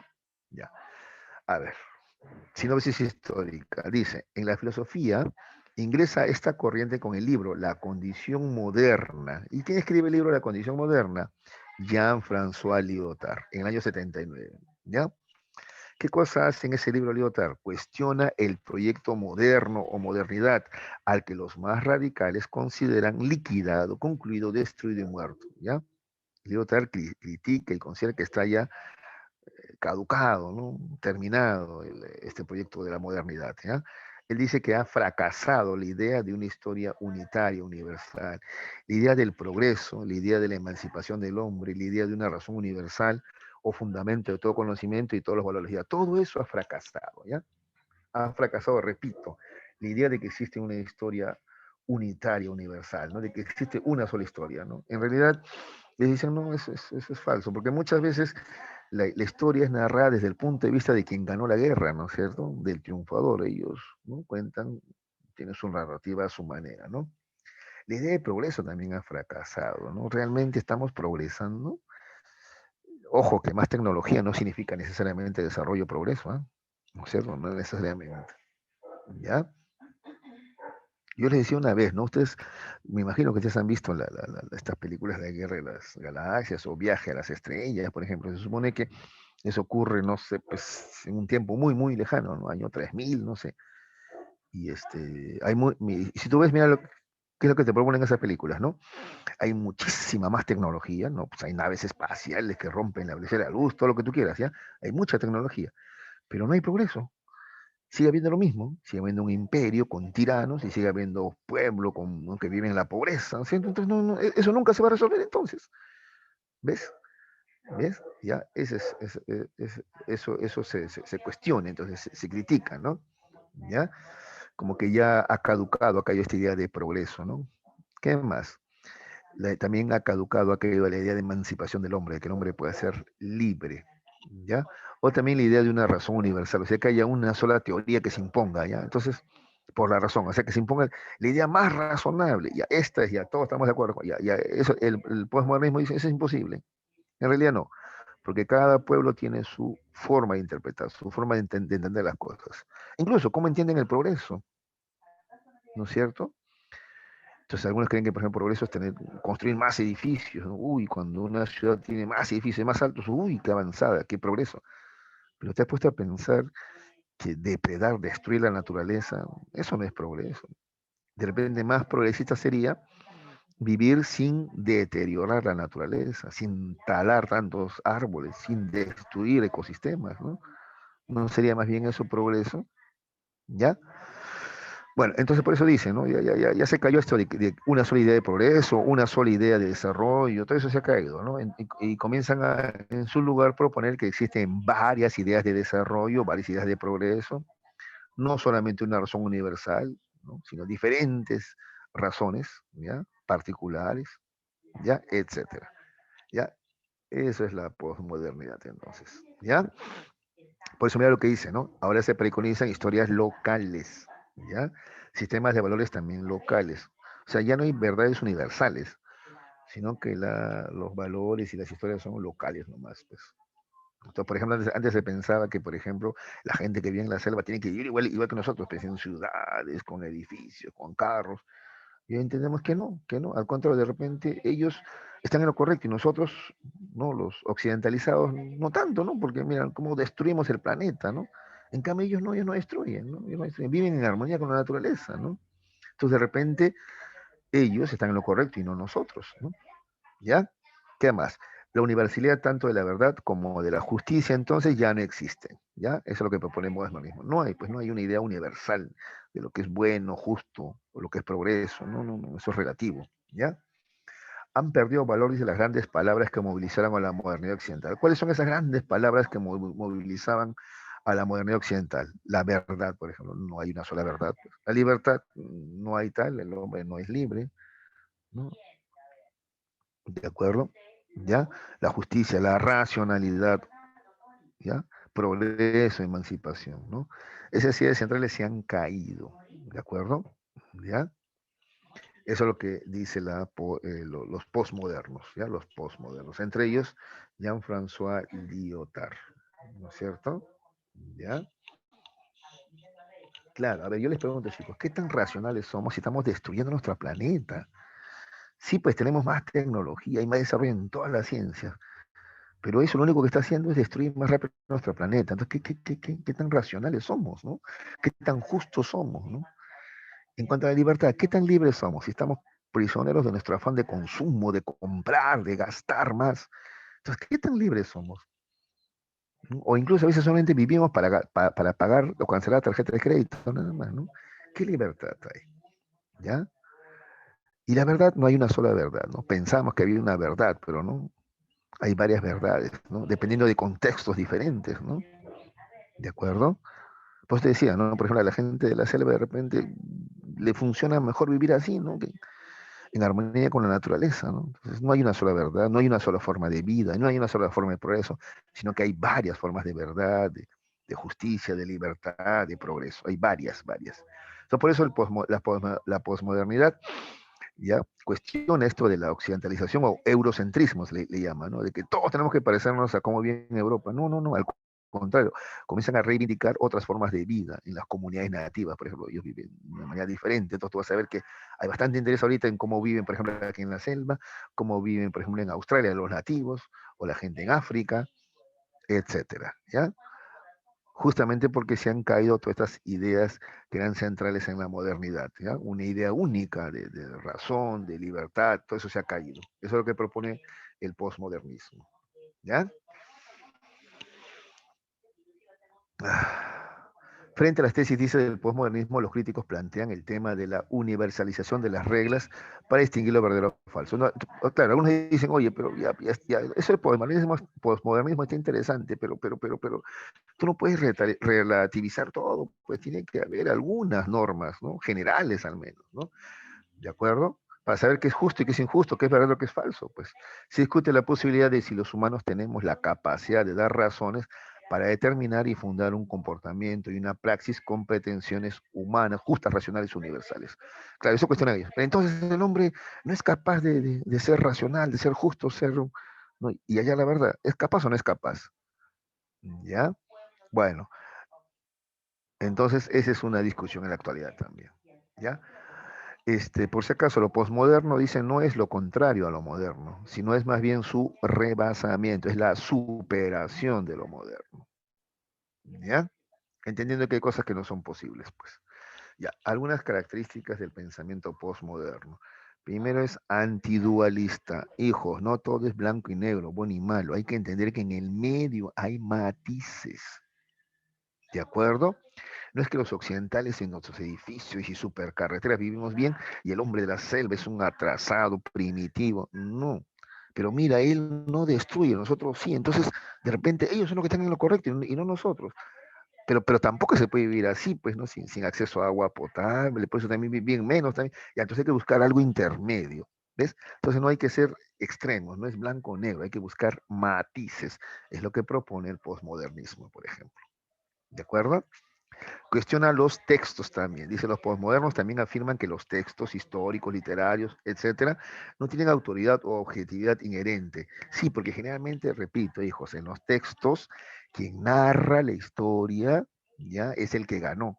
Por eso tú, sobre la guerra, el combate o perdón, en general, la guerra con Chile, tú sabes que los chilenos tienen otra idea, otra visión de lo que fue la guerra. Para ellos, por ejemplo, su guerra no fue injusta, fue justa para ellos.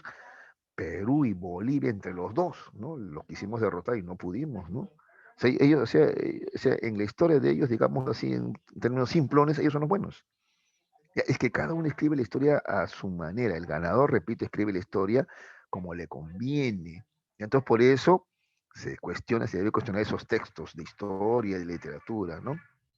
¿De acuerdo? Mira, pues los norteamericanos, por ejemplo, cuántos países han invadido y sin embargo ellos acusan de terroristas a otros países. Ellos acusan de ser violentistas a otros. Por ejemplo, ¿qué cosa no se dijo del de este gordo que gobierna en Corea del Norte, ¿no? Que chino loco, que va a bombardear, que tiene misiles. Y mira, nunca han lanzado un misil en su vida. En cambio, Estados Unidos ya lanzó hasta bombas atómicas contra Hiroshima y Nagasaki. Hace poco nomás se ha recordado ese hecho, ¿no? Donde hubieron miles y miles de muertos, ¿no? ¿No es cierto? Pero ellos escriben, repito, no solamente los textos, sino hasta las películas las hacen a su manera, ¿no? Siempre ellos son los buenos, ¿te has dado cuenta? Entonces, por eso el modernismo llama a cuestionar todo eso, ¿ya? Textos literarios, históricos, por último, películas también, ¿no? Incluso toda esta serie Avengers, todos sus superhéroes son para decir que ellos son los buenos y los demás son los malos, ¿no? Si tú sigues un poco ese hilo, vas a ver que en un momento los malos eran los alemanes. Hulk, por ejemplo, peleaba contra alemanes, ¿no? Derrumbaba tanques alemanes, porque ese es un dibujo animado antiguo, te cuento, ¿eh? ¿No? Luego contra los japoneses, luego contra los de Corea del Norte, luego, ahora último ya contra los musulmanes, así, ¿ya? Entonces hay que cuestionar, entonces, dice, esos textos, esa narrativa, ¿no? Convenida que hacen algunos. ¿Qué más? El giro lingüístico. El posmodernismo argumenta que el lenguaje moldea nuestro pensamiento y que no puede haber ningún pensamiento sin lenguaje. ¿De acuerdo? ¿De acuerdo? Y entonces el lenguaje crea la realidad, dice, ¿no? Entonces hay que también prestarle atención a ello. ¿Ya, muchachos? ¿Ya? Por ejemplo, a ver, el término materialista es visto malo, ¿no? Ay, a este le gusta la plata, nada más. No, no, no, no, no, no, no, no. Materialismo en términos filosóficos significa creer que la materia no ha sido creada, porque la materia no se crea, no se destruye, solamente se transforma nada más, por ejemplo, ¿no? Pero mira cómo se interpretan mal muchos términos, ¿ya? Como el lenguaje también, ¿ya? Crea literalmente la realidad, ¿de acuerdo? O sea, hay que también prestarle atención al lenguaje, ¿no? Eh, por ejemplo, se habla de lenguaje inclusivo, ¿no? ¿Ya? Yo tampoco estoy tan de acuerdo con eso de, no, en vez de decir las o los, hay que decir les, ¿no? ¿No? Les muchaches, ¿no? Para no decir las muchachas y los muchachos, les muchachos. Ya me parece también extremo, ya me parece extremo, ¿ah? Eso, ¿ya? Pero lo que sí es cierto que sí hay machismo también en el lenguaje, por supuesto, claro. Por ejemplo, supongamos ya que en el aula hay ya 30 mujeres y 3 hombres, ¿ya? Mira, 30 mujeres y 3 hombres, ¿ya? Yo llego al salón cuando tengo que decir, chicos o chicas. Estoy obligado a decir, chicos, ¿cómo están chicos? ¿No? O sea, en realidad, pero si la mayoría son chicas, yo le decir chicas nada más, y los buenositos no tendrían por qué ofenderse, ¿no? Porque ellas son la mayoría. Pero no, pues, ¿ya? Hay bastante machismo, racismo en el lenguaje también, ¿no? ¿De acuerdo? Que eso es lo que cuestiona ya el posmodernismo, ¿no? Pero repito, a veces las soluciones no son las mejores ni las más felices, ¿no? Yo, por si acaso, no estoy de acuerdo con eso de les, ¿no? Les muchaches, ¿no? ¿No? Les problemes, ¿no? Y eso es una aberración ya lingüística, ¿no? Ya es, pero de gente que no entendió bien cuál es la problemática. Porque, pero eso sí, pero de que hay una problemática, sí, sí, eso sí. ¿No? En el lenguaje hay vicios machistas, racistas. Por ejemplo, racista, que todo lo que es negro pues es malo, ¿no? Mano negra, ¿no? Black Friday, ¿no? Viernes negro, o sea, como si todo lo negro fuera malo, por ejemplo, hay bastante racismo también, ¿no? Listo. La verdad como perspectiva, ¿ya? Entonces, la verdad es cuestión de perspectiva. Cuando habla de perspectiva, habla de punto de vista, ya es una perspectiva, ¿ya? La verdad como es cuestión de perspectiva o contexto, más que algo universalista en el posmodernismo, ¿no? Entonces, por eso que no hay una, sino hay varias verdades, dependiendo del punto de vista, perspectiva o contexto en que se ve tal o cual situación. ¿Ya? Eso plantea el posmodernismo, esas son sus características. Bueno, este señor es Jean-François Lyotard, ¿ya? Es uno de los máximos Profesor, una representantes. pregunta. Sí, sí.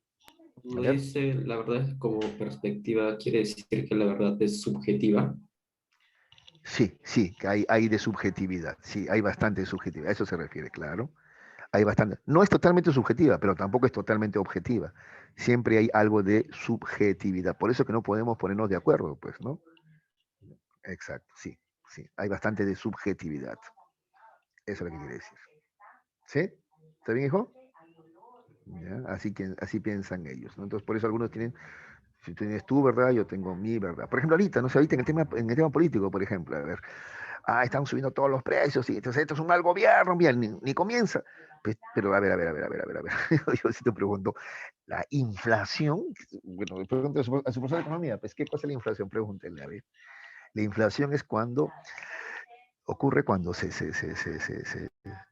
emiten billetes sin respaldo, ¿no? Y eso no ha pasado, si este gobierno no ha emitido ni un billete todavía, ¿no es cierto? No, no. Entonces, ¿qué está pasando? Pues, ¿qué está pasando? No, también por la desconfianza. Pues esa desconfianza, ¿quién la genera? Pues la misma prensa, los mismos grupos de poder. No digan, no es así, ¿no?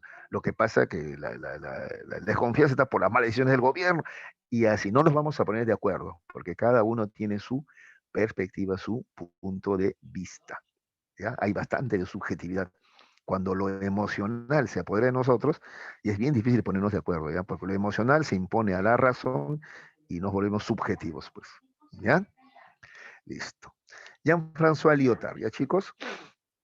Mm,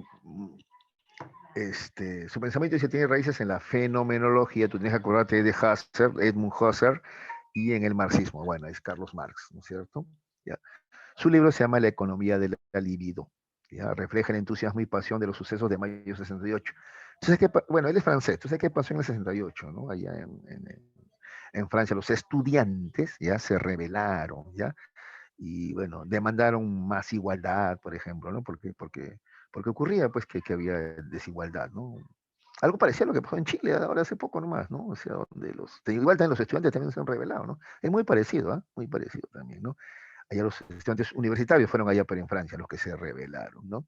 Entonces, por ejemplo, que haya más inversión, pues, en educación, más presupuesto para las universidades estatales, pues, ¿no es cierto? Por ejemplo, ¿no? ¿De acuerdo? Para que las, este, puedan los pobres también acceder a una mejor educación. Tú ves que generalmente la gente pobre es la que va a universidad estatal, ¿no? No pueden pagar pues una privada, ¿no? Por ejemplo, ese tipo de reclamos, ¿no? Y se juntaron otros reclamos más, por ejemplo, ¿no? Contra el armamentismo, contra, ¿no? Bueno, muchas cosas más, ¿ya? Entonces, Lyotard estuvo, ¿no? Apoyando, ¿no? Ese suceso en mayo 68, ¿ya? Bueno, dice, la condición postmoderna informa sobre el saber, ¿ya? Ese es el libro de Lyotard, ¿ya? Analiza la epistemología de la cultura postmoderna como final de las grandes narrativas, ¿ya? Atención con esto, ¿eh? ¿Ya?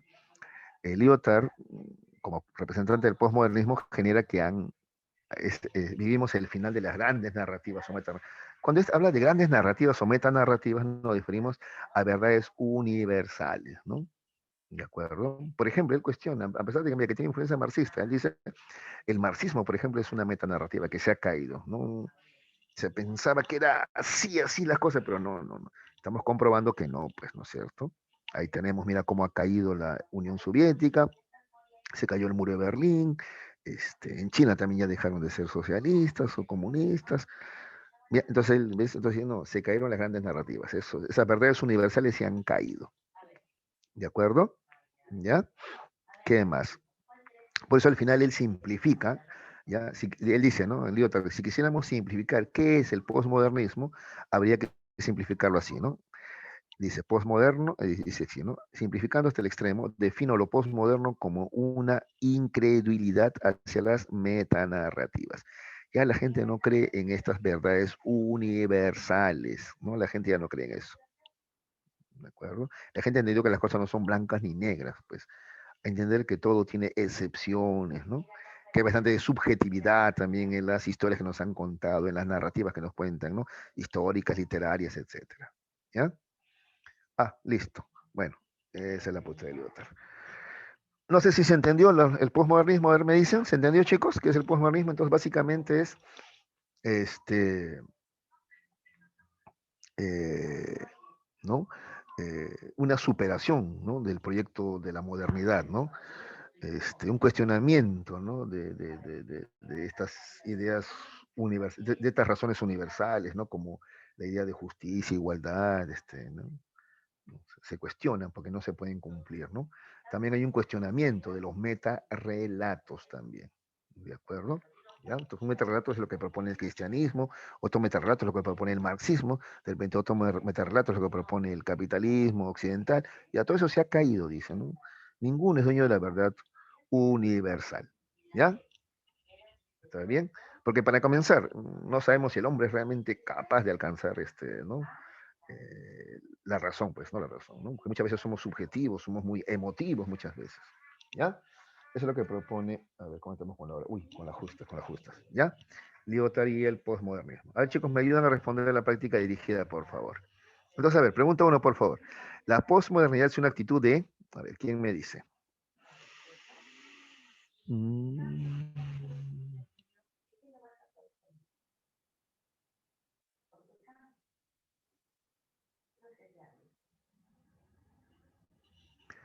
A ver, a continuación con el proyecto de la modernidad, no, no, al contrario, está cuestionando, ¿no? El proyecto de la modernidad, ¿no? Renuncia hacia la idea de progreso en la historia. Sí, pues esa sería la mejor opción, ¿no? Aceptación mediante ilustrado, no. Apoyo a la ideología marxista, tampoco.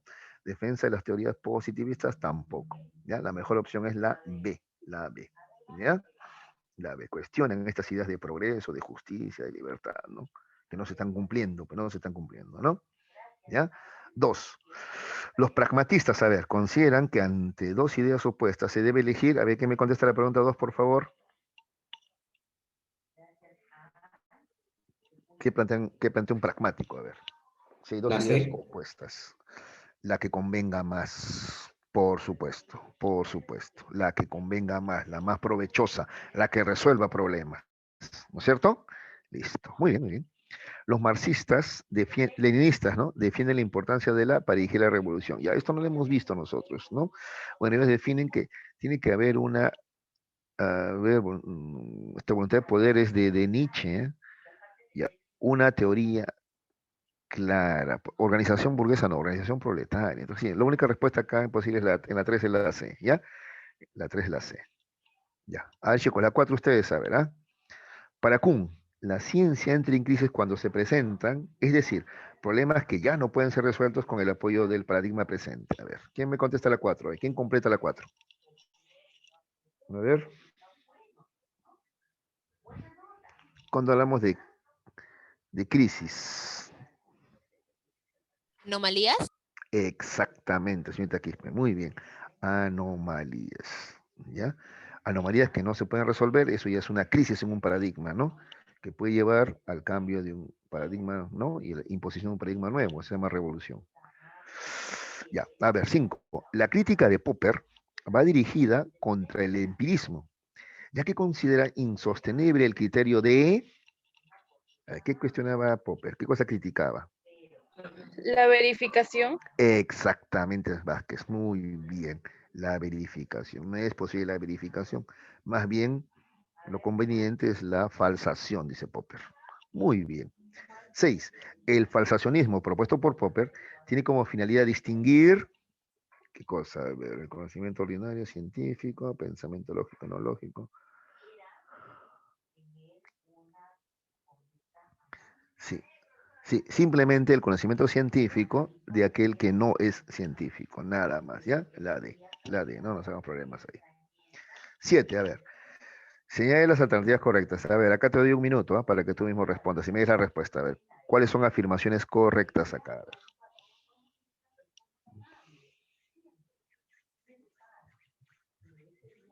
Vamos a ver.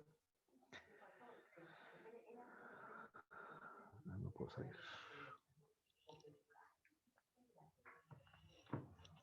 A ver, Popper sustenta el criterio de falsación. Sí, ¿no es cierto? Popper habla de falsación, pues claro. Popper es representante máximo del falsacionismo. Listo.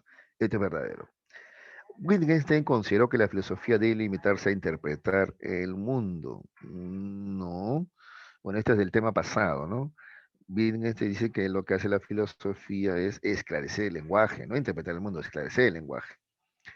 Popper, pensador voluntarista, sentenció la muerte del superhombre. No, no, no. Esto de voluntarismo y muerte del hombre, ese es de Nietzsche, eso no es de Popper, ¿no es cierto? ¿No? Claro, eso es de Nietzsche. Thomas Kuhn sostiene que la ciencia avanza mediante revoluciones científicas, eso es verdad, ¿sí o no? Relativismo epistemológico. La 1 y la 4 son afirmaciones correctas. Por eso aquí en la 7 la respuesta es la A.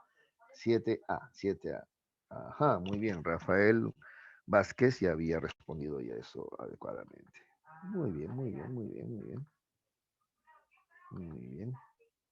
Ya. 8. La idea de que el intelectual comprometido por la transformación debe ser parte orgánica de un partido es propia de las ideas de... Ya, eso tampoco lo hemos visto, es que la filosofía contemporánea es muy amplia, chicos, ¿ya? Esto lo propone Gramsci, ¿ya? Gramsci justamente tiene un libro que se titula El intelectual orgánico. ¿Qué quiere decir? Que los intelectuales no solamente deben hablar, sino también organizarse en partidos políticos, ¿ya? Intelectual orgánico, ese es de Gramsci. Ya, 8 es la E, 8E. 9. Ricardo afirma que la teoría de la evolución es cierta en la medida que permita explicar el desarrollo de los seres vivos. El día que deje de hacerlo satisfactoriamente debe ser desechada. La idea de Ricardo, perdón, sobre la teoría de la evolución coincide sobre todo con él. A ver, ¿qué me dice? ¿Qué postura filosófica se está expresando ahí?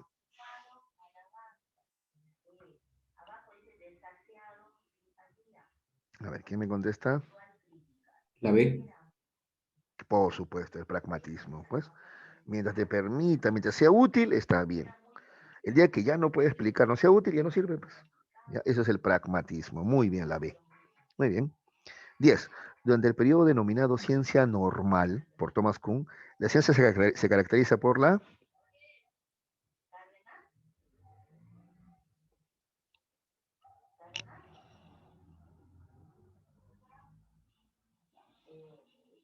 ¿Cuál podría ser la respuesta más correcta ahí en la 10? A ver. La D.